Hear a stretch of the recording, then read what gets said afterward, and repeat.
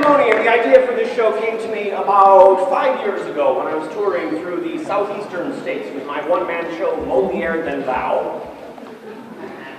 Thank you. Following a particularly good show, somebody came up to me and said, you know, you really ought to submit your resume to a local Shakespeare festival, because I understand they're still looking for their Macbeth.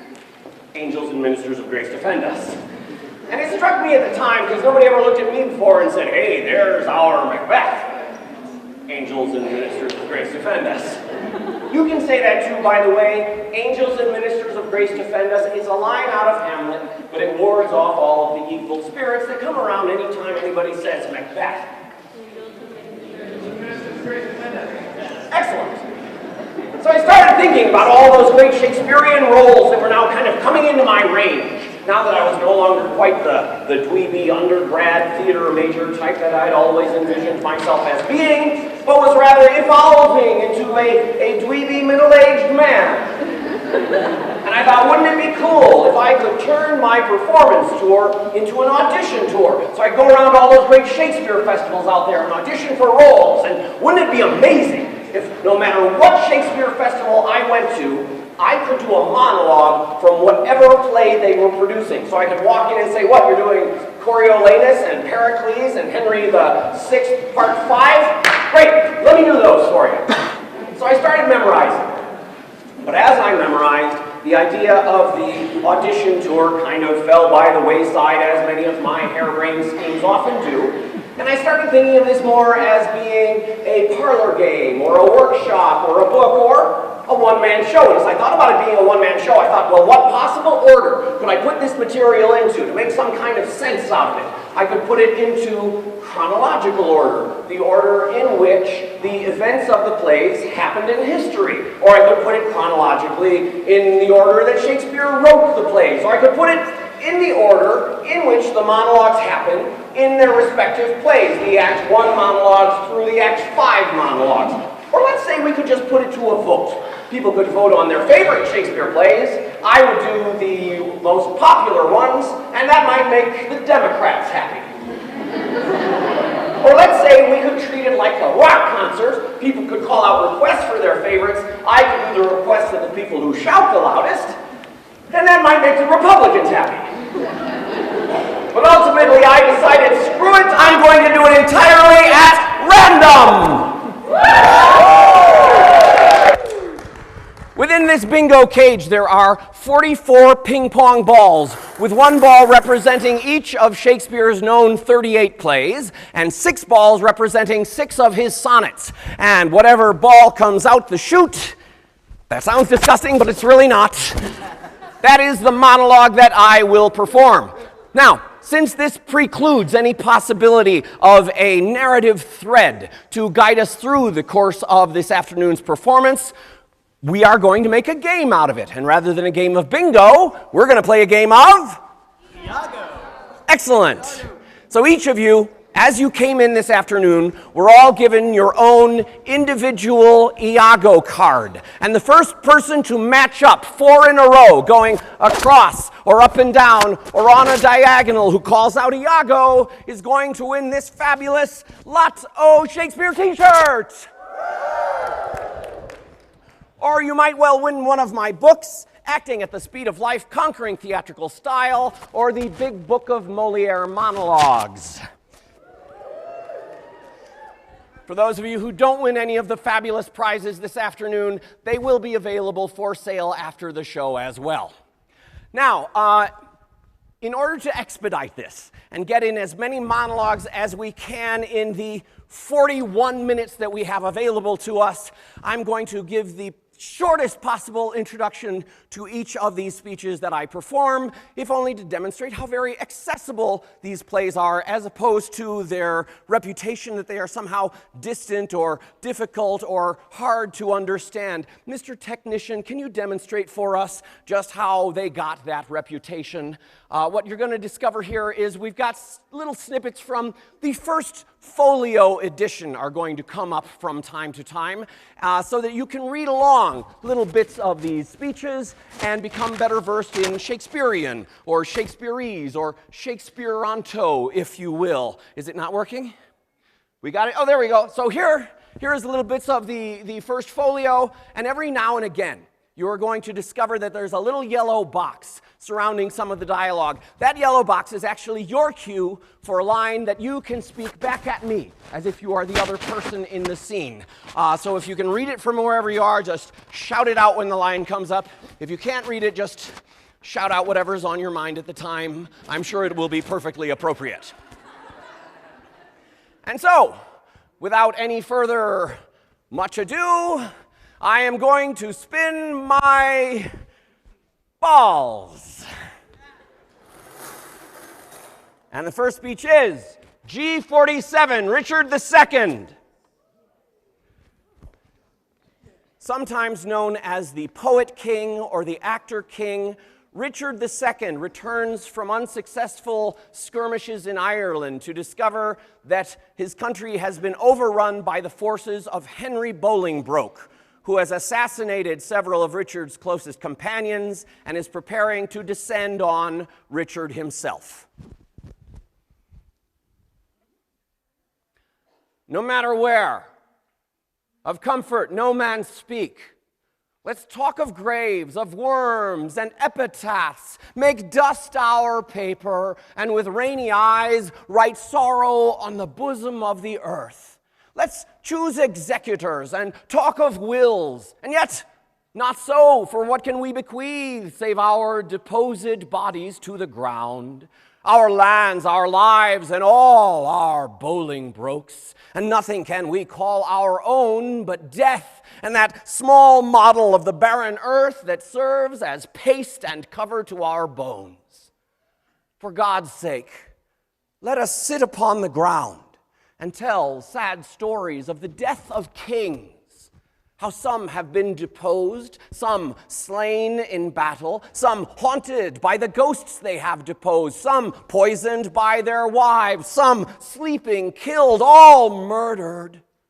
For within this hollow crown that rounds the mortal temples of a king keeps death his court, and there the antic sits, scoffing his state and grinning at his pomp, allowing him a breath, a little scene to monarchize, be feared, and kill with looks, infusing him with self and vain conceit, as if this flesh that walls about this life were brass impregnable, and, humored thus, comes at the last, and with a little pin bores through his castle wall, and farewell, king. Cover your heads, and mock not flesh and blood with solemn reverence.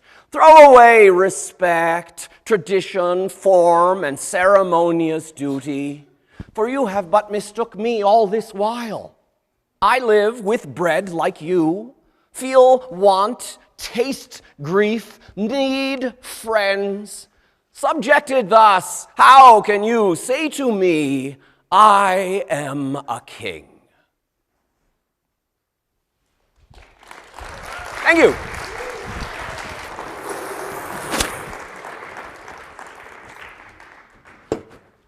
Oh, 62, Comedy of Errors.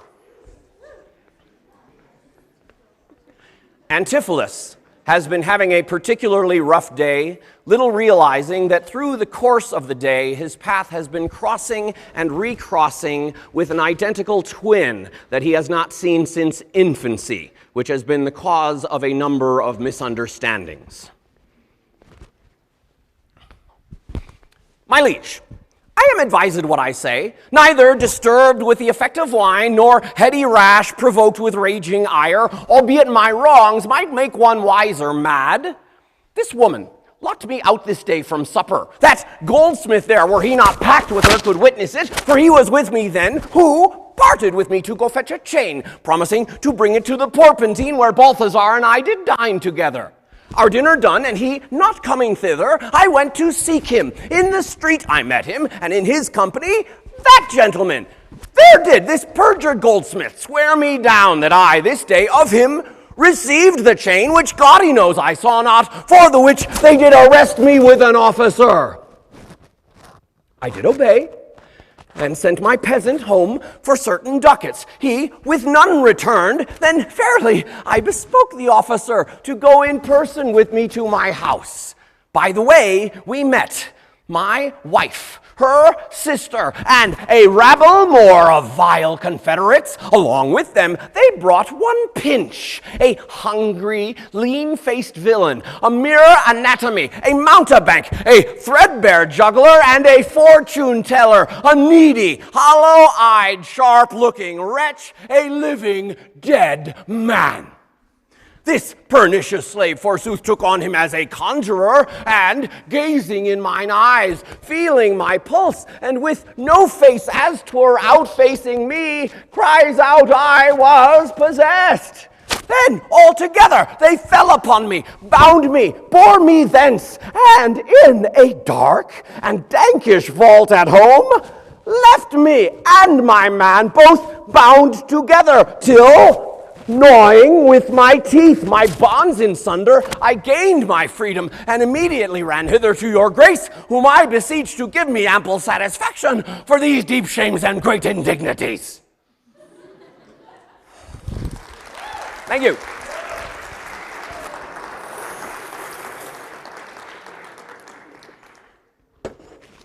O71, sonnet CXXVII. Also known as Sonnet 138. I have no introduction for the sonnets because there is no plot.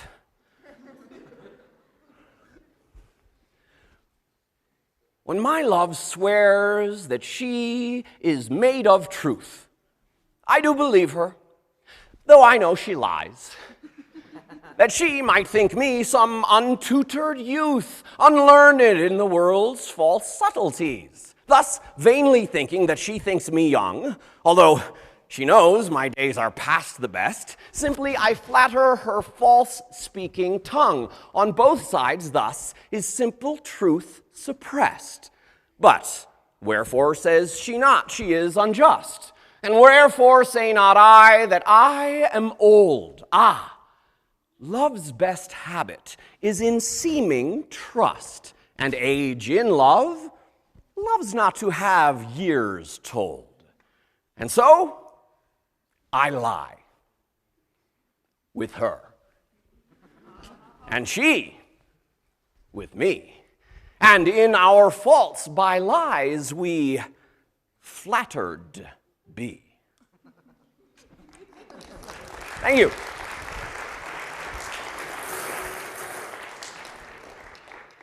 G54, Richard III.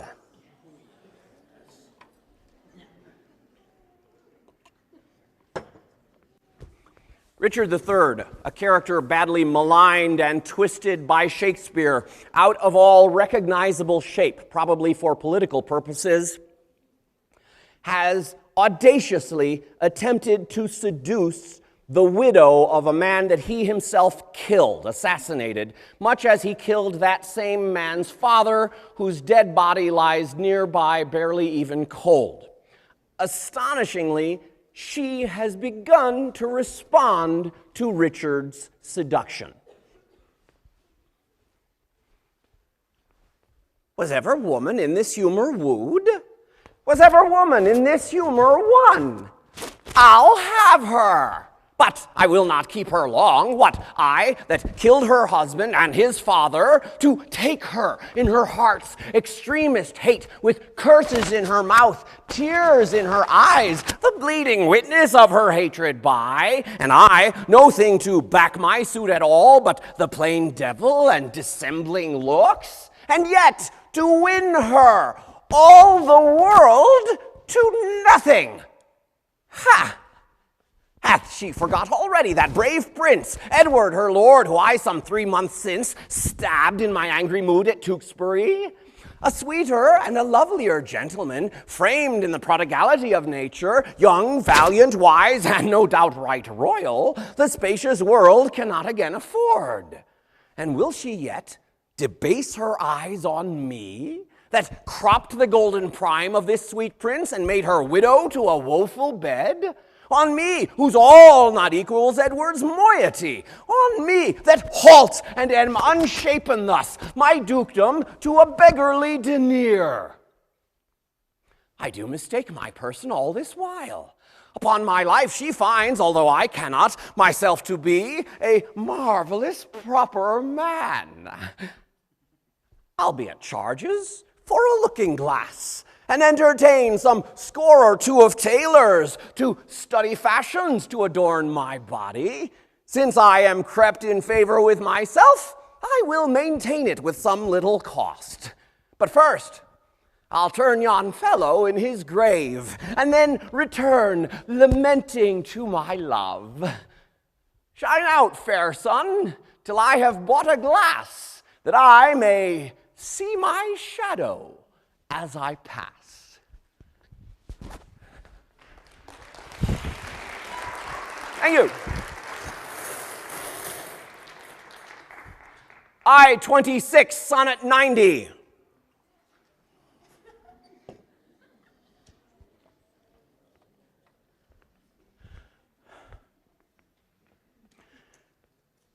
Then hate me when thou wilt, if ever now, while the world is bent my deeds to cross, join with the spite of fortune, make me bow, and do not drop in for an after loss. If thou wilt leave me, do not leave me last, when other petty griefs have done their spite, but in the onset come, so shall I taste at first the very worst of fortune's might. And other strains of woe, which now seem woe, compared with loss of thee, will not seem so. I'm sorry, I just skipped a total stanza in there that you were able to read while I was looking that way.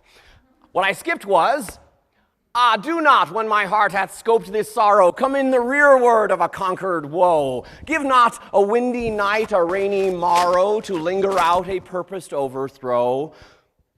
If thou wilt lead me, you heard the rest of it. Thank you.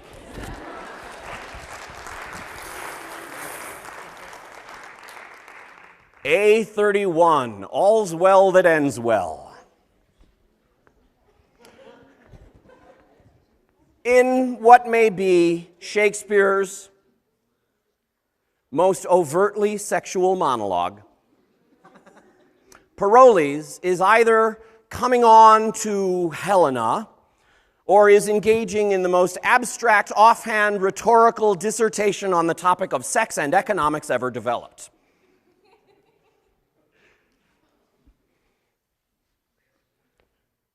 Are you meditating on virginity? It is not politic in the commonwealth of nature to preserve virginity. Loss of virginity is rational increase, and there was never virgin got till virginity itself was first lost. That you were made of is metal to make virgins. Virginity, being once lost, may be 10 times found. Being ever kept, it is ever lost. 'Tis too cold a companion, away with it. 'Tis against the rule of nature. To speak on the part of virginity is to accuse your mothers, which is most infallible disobedience. He that hangs himself is a virgin. Virginity murders itself and should be buried in highways out of all sanctified limit as a desperate offendress against nature.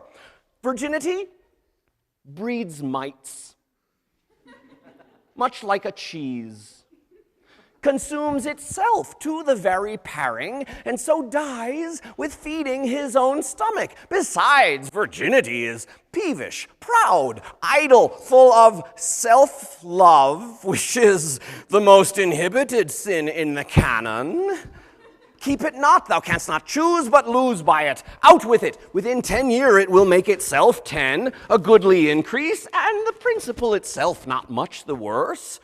Away with it. 'Tis a commodity, will lose the gloss with lying. The longer kept, the less worth. Off with it while 'tis vendible, answer the time of request. Virginity, like an old courtier, wears her cap out of fashion, richly suited, but unsuitable like the brooch or the toothpick which wear not now. Your date is better in your pie and your porridge than in your cheek, and your virginity, your old virginity, is like one of our French withered pears. It looks ill, it eats dryly. Marry, 'tis a withered pear. It was formerly better, marry, yet 'tis a withered pear. Will you anything with it? Thank you.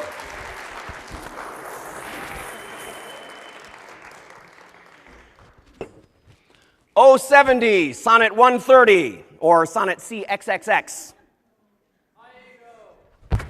Who's got it? Come to the front. House lights, please. What do we got here? Oh, no. You got to get to Hamlet yet. What? Hamlet is still on that thing. False alarm. All right, Sonnet 130. I'll try to get all the stanzas this time. My mistress' eyes are nothing like the sun. Coral is far more red than her lips red. If snow be white, why then her breasts are dun. If hairs be wires, black wires grow on her head. I have seen roses, damask, red and white, yet no such roses see I in her cheeks. And in some perfumes there is more delight than in the breath that from my mistress reeks. I love to hear her speak, yet well I know that music hath a far more pleasing sound. I grant I never saw a goddess go. My mistress, when she walks, treads on the ground. And yet, by heaven, I think my love as rare as any she belied with false compare. Thank you.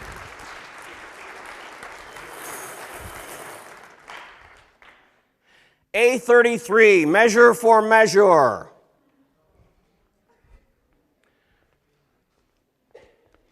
Angelo has been left in charge of the Dukedom of Austria and decides that it is now time to crack down on certain laws that have only been laxly enforced of late, beginning with the case of Claudio, who has been convicted of having gotten his fiancée pregnant. And so, Angelo announces Claudio's sentencing to Isabella, a young novitiate about to enter the nunnery, Claudio's sister, in a scene which can only be described as sexual harassment, for which I will actually need a volunteer to play the scene with me who doesn't mind being slightly sexually harassed in the service of art. Let me clarify, a female volunteer. Anybody? I hear somebody in back. I'm not wearing my glasses. Yes, let's give her a hand.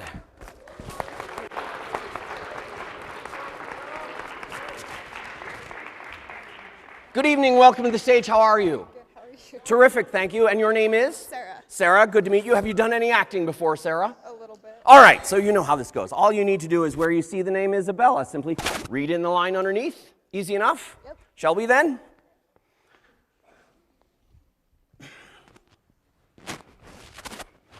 Which had you rather, that the most just law now took your brother's life, or to redeem him, give up your body to such sweet uncleanness as she that he hath stained? Sir, believe this. I had rather give my body than my soul. I talk not of your soul. Our compelled sins stand more for number than accompt. Answer to this. I, now, the voice of recorded law, pronounce a sentence on your brother's life. Might there not be a charity in sin to save this brother's life? Please, You two do it, I'll take it as a peril to my soul. It is no sin at all, but charity. Please you to do it at peril of your soul, 'twere equal poise of sin and charity. Nay, but hear me, your sense pursues not mine. Either you are ignorant or seem so craftily, and that's not good. To be received plain, I'll speak more gross. Your brother is to die. Admit no other way to save his life, that you, his sister, finding yourself desired of such a person, whose credit with the judge or own great place could fetch your brother from the manacles of the all-binding law, and that there were no earthly mean to save him, but that either you must lay down the treasures of your body to this supposed, or else to let him suffer, what would you do? Were I under the terms of death, the impression of keen whips I'd wear as rubies, ere I'd yield my body up to shame. Then must your brother die. Better it were a brother died at once than that a sister, by redeeming him, should die forever. Were not you then as cruel as the sentence you have slandered so? Lawful mercy is nothing kin to foul redemption. We are all frail, nay, women are frail too. Aye, as the glasses where they view themselves, nay, call us 10 times frail. I do arrest your words. Be that you are, that is, a woman. If you be more, you're none. If you be one as you are, well expressed by all external warrants, show it now by putting on the destined livery. Plainly conceive, I love you. My brother did love Juliet, and you tell me that he shall die for it? He shall not, Isabel, if you give me love. Believe me, on mine honor, my words express my purposes. Ha, little honor to be much believed, and most pernicious purpose. I will proclaim thee, Angelo. Look for it. Sign me a present pardon for my brother, or with an outstretched throat I'll tell the world aloud what man thou art. Who will believe thee, Isabel? My unsoiled name, my place in the state, my vouch against thee, and my place in the state will sow your accusation o'erweigh, that you will stifle in your own report and smell of calumny.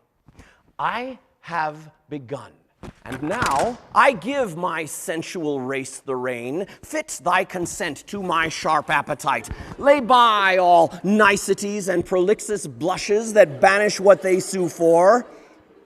Redeem thy brother by yielding up thy body to my will, or else he must not only die the death, but thy unkindness shall his death draw out to lingering sufferance.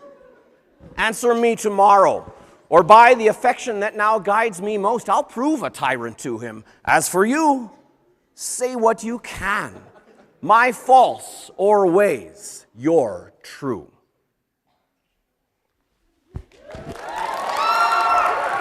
Thank you. Great job.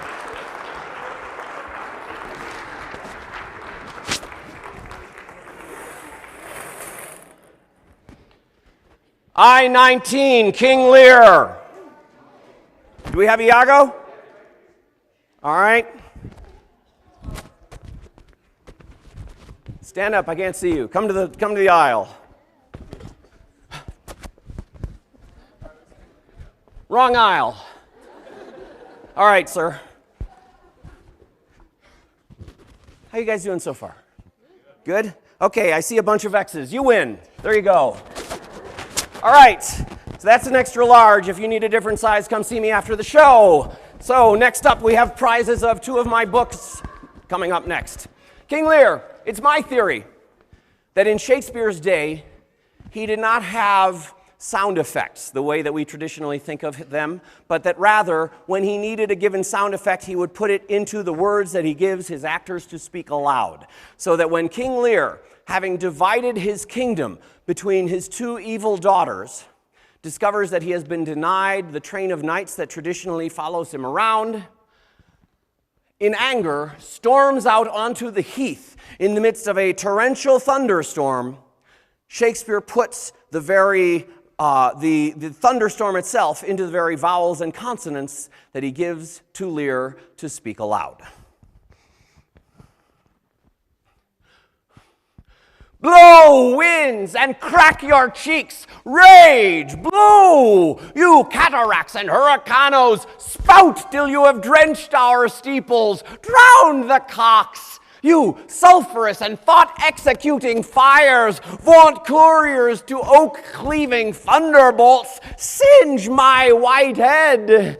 And thou, O shaking thunder, smite flat the thick rotundity of the world, crack nature's molds, all Germans spill at once that make ingrateful man. Rumble thy belly full, spit fire, spout rain, nor rain, wind, thunder, fire are my daughters. I tax not you, you elements, with unkindness. I never gave you kingdom, called you children. You owe me no subscription. Then let fall your horrible pleasure. Here I stand, your slave, a poor, infirm, weak, and despised old man. But yet I call you servile ministers that have, with 2 pernicious daughters, joined your high-engendered battles gainst a head so old and white as this. Oh, 'tis foul. Thank you.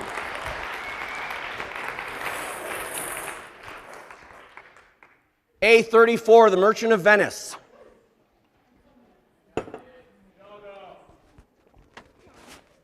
Who's got it? Just one? Do you want the acting book or the Moliere monologues book? All right, you get a copy of Acting at the Speed of Life, Conquering Theatrical Style.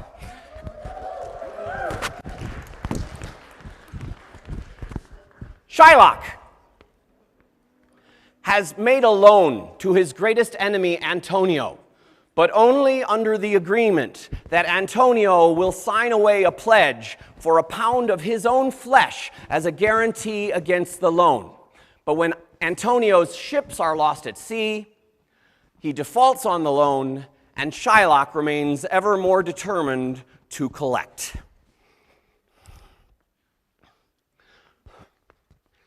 If it will feed nothing else, it will feed my revenge. He hath disgraced me and hindered me 500,000, laughed at my losses, mocked at my gains, scorned my nation, thwarted my bargains, cooled my friends, heated mine enemies. And what's his reason? I am a Jew. Hath not a Jew eyes? Hath not a Jew hands, organs, senses, dimensions, affections, passions? Fed with the same food, hurt with the same weapons, subject to the same diseases, healed by the same means, warmed and cooled by the same winter and summer as a Christian is? If you prick us, do we not bleed? If you tickle us, do we not laugh? If you poison us, do we not die? And if you wrong us, shall we not revenge? If we are like you in the rest, we will resemble you in that. If a Jew wrong a Christian, what is his humility? Revenge. If a Christian wrong a Jew, what should his sufferance be by Christian example? Why? Revenge. The villainy you teach me, I will execute, and it shall go hard, but I will better the instruction. Thank you.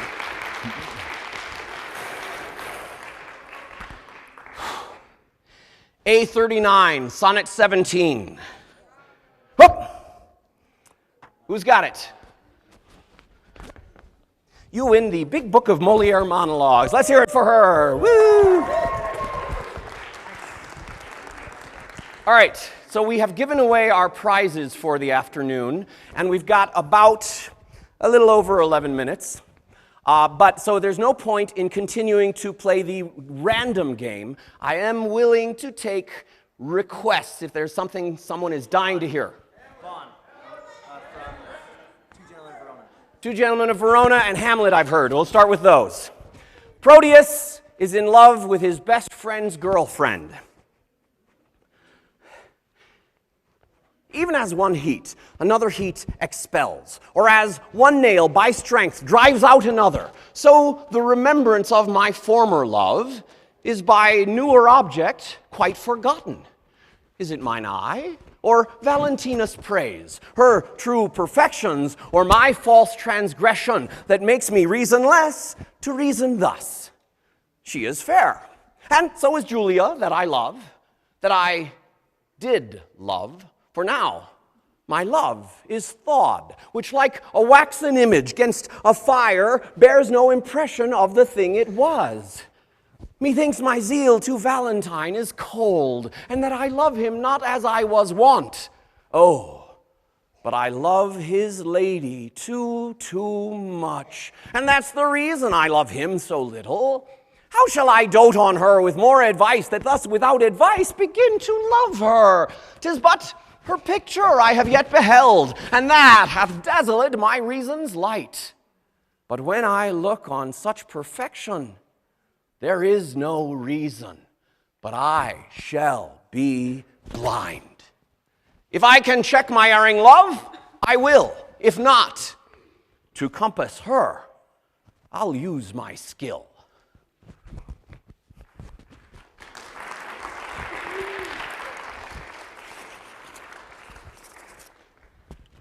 Hamlet is faced with a choice. To be or not to be? That is the question. Whether 'tis nobler in the mind to suffer the slings and arrows of outrageous fortune, or to take arms against a sea of troubles and by opposing end them. To die, to sleep no more, and by a sleep to say we end the heartaches and the thousand natural shocks that flesh is heir to. 'Tis a consummation devoutly to be wished. To die, to sleep, perchance to dream. Aye, there's the rub. For in this sleep of death, what dreams may come when we have shuffled off this mortal coil must give us pause. There's the respect that makes calamity of so long life. For who would bear the whips and scorns of time, the oppressor's wrong, the proud man's contumely, the pangs of despised love, the law's delay, the insolence of office, and the spurns that patient merit of the unworthy takes, when he himself might his quietus make with a bare bodkin? Who would fardels bear to grunt and sweat under a weary life, but that the dread of something after death, the undiscovered country from whose bourne no traveler returns, puzzles the will and makes us rather bear those ills we have than fly to other we know not of. Thus, conscience does make cowards of us all, and thus the native hue of resolution is sicklied o'er with the pale cast of thought, and enterprises of great pitch and moment with this regard their currents turn awry, and lose the name of action. Thank you.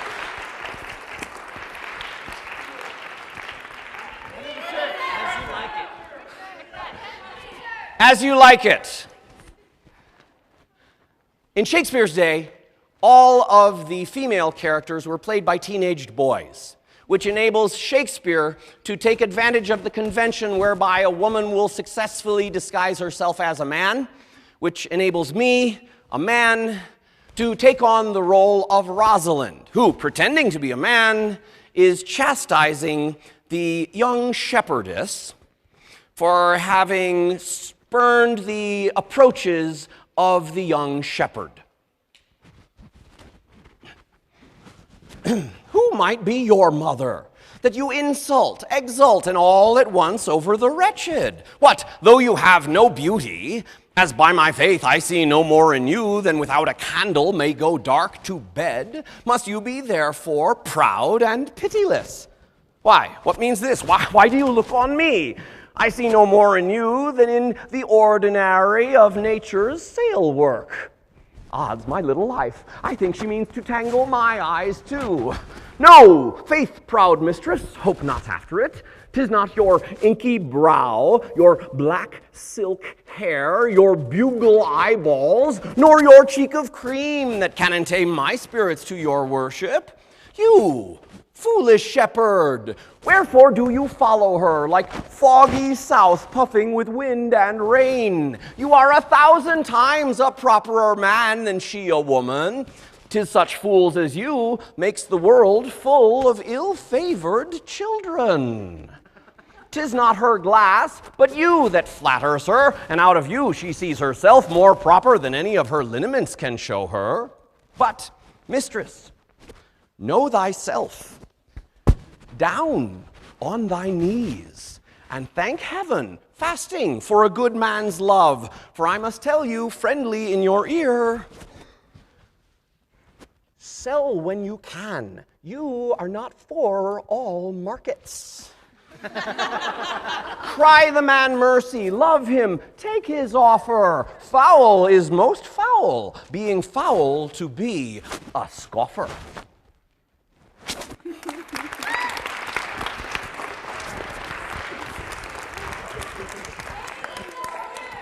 What?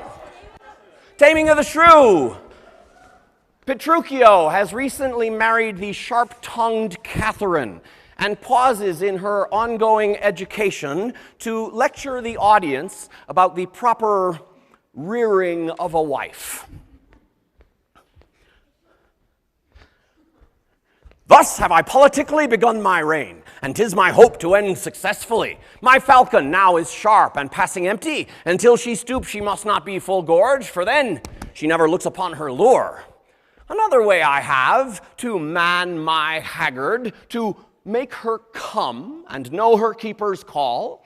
That is, to watch her as we watch these kites that bait and beat and will not be obedient. She eat no meat today, nor none shall eat. Last night she slept not, nor tonight she shall not. As with the meat, some undeserved fault I'll find about the making of the bed. And here I'll fling the pillow, there the bolster, this way the coverlet, another way the sheets. Aye, and amid this hurly I intend that all is done in reverend care of her. And in conclusion, she shall watch all night. And if she chance to nod, I'll rail and brawl, and with the clamor keep her still awake. This is a way to kill a wife with kindness. And thus I'll curb her mad and headstrong humor. He that knows better how to tame a shrew, now let him speak. 'Tis charity to show. Thank you.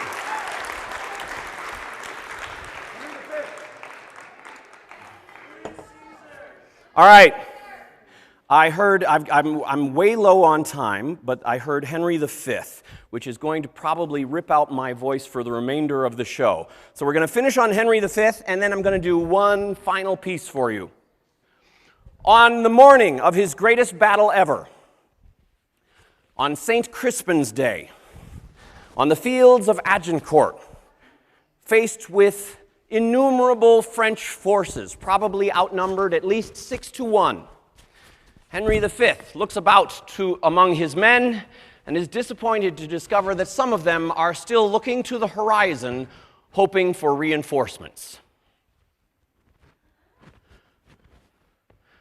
What's he that wishes so? My cousin Westmoreland. No, my fair cousin.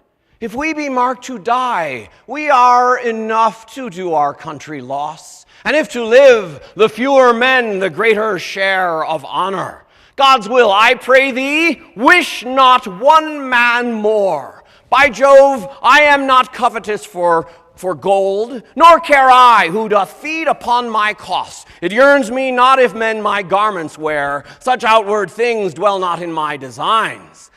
But if it be a sin to covet honor, I am the most offending soul alive. No faith, my coz, wish not a man from England. God's peace I would not lose so great an honor as one man more methinks would share for me for the best hope I have. Oh, do not wish one more. Rather, proclaim it, Westmoreland, through my host, that he which hath no stomach to this fight, let him depart. His passport shall be made, and crowns for convoy put into his purse. We would not die in that man's company that fears his fellowship to die with us. This day is called the Feast of Crispian. He that outlives this day and comes safe home will stand a tiptoe when the day is named, and rouse him at the name of Crispian. He that shall live this day and see old age shall yearly on the vigil feast his neighbors and say, tomorrow is Saint Crispian. Then will he strip his sleeve and show his scars and say, these wounds I had on Crispin's day. Old men forget, yet all shall be forgot. But he'll remember with advantages what feats he did that day. Then shall our names, familiar in his mouth as household words, Harry the King, Bedford and Exeter, Warwick and Talbot, Salisbury and Gloucester be in their flowing cups freshly remembered. This story shall the good man teach his son, and Crispian will ne'er go by from this day to the ending of the world, but we in it shall be remembered. We few, we happy few, we band of brothers. For he today that sheds his blood with me shall be my brother. Be he ne'er so vile, this day will gentle his condition, and gentlemen in England now abed shall think themselves accursed they were not here, and hold their manhoods cheap, whiles any speaks that fought with us upon St. Crispin's day. Thank you. Finally, Midsummer Night's Dream. At the end of Midsummer Night's Dream, Puck, also known as Robin Goodfellow, addresses the audience, thanking them for their attention, begging their forgiveness and indulgence for the frivolity that they have just observed, a wish that any actor might make towards any audience on any given night. If we shadows have offended, think but this, and all is mended, that you have but slumbered here while these visions did appear, and this weak and idle theme no more yielding, but a dream. Gentles, do not reprehend. If you pardon, we will mend, and as I am an honest Puck, if we have unearned luck now to scape the serpent's tongue, we will make amends ere long. Else the Puck a liar call. And so, good night unto you all. Give me your hands if we be friends, and Robin shall restore amends.